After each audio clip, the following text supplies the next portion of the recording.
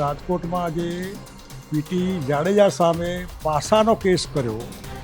આ પાસા મીસા જેમાં જામીન પણ ન મળે, આ રાજકીય કિન્નાખોરી કહેવાય.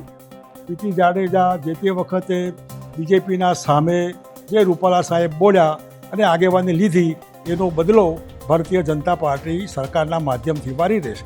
આ બરાબર નહીં. ડેડિયાપાડામાં હમણાં ત્યાંના જે ધારાસભ્ય એને સામેના કાર્યકર્તાની ફેટ પકડી કે જે કંઈ થયું હોય, આ એક સિસ્ટમ છે. એ સિસ્ટમમાં તમે જો એની સામે 307 લગાવો, માણસને મારી નાખવાનો કાયદો ગુનો આ તમે જો એમાં દાખલ કરો, એ પણ બરાબર નહીં. 307 શું કહેવાય એની ડિવેલ્યુએશન, પાસાનું ડિવેલ્યુએશન મહેરબાની કરીને હાઈકોર્ટના ચક્કરમાં ને એમાં કોઈ ટકશે નહીં. હું ગુજરાત સરકારને વિનંતી કરું છું કે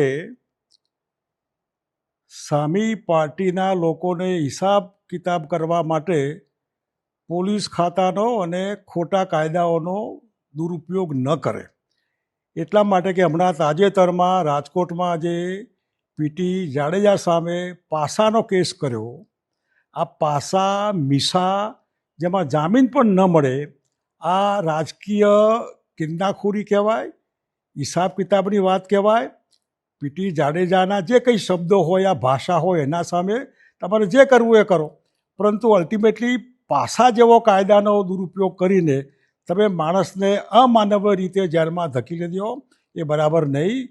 આ સમાજમાં લોકોને એવું લાગે કે પીટી જાડેજા જે તે વખતે બીજેપીના સામે જે રૂપાલા સાહેબ બોલ્યા અને આગેવાની લીધી, એનો બદલો ભારતીય જનતા પાર્ટી સરકારના માધ્યમથી વારી રહેશે. આ બરાબર નહીં.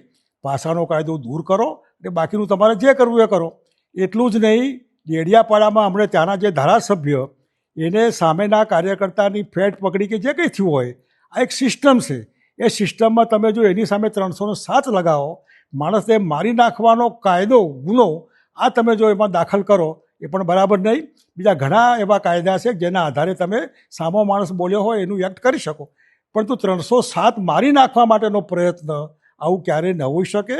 જાહેર જીવનમાં આ તો ચાલ્યા કરવાનું. એ મહેરબાની કરીને આવા કાયદા, એ કાયદાની તમે ડિવેલ્યુએશન કરી રહ્યા. 307 શું કહેવાય એની ડિવેલ્યુએશન, પાસાનું ડિવેલ્યુએશન મહેરબાની કરીને હાઈકોર્ટના ચક્કરમાં ને એમાં કોઈ ટકશે નહીં. એટલા માટે આ કાયદાનો દુરુપયોગ બંધ કરો અને સારી રીતે રાજકીય કિન્નાખોરી ન થાય અને સ્પોર્ટ્સમેન સ્પિરિટથી એકબીજાનો હિસાબ કિતાબ થાય તો સારું.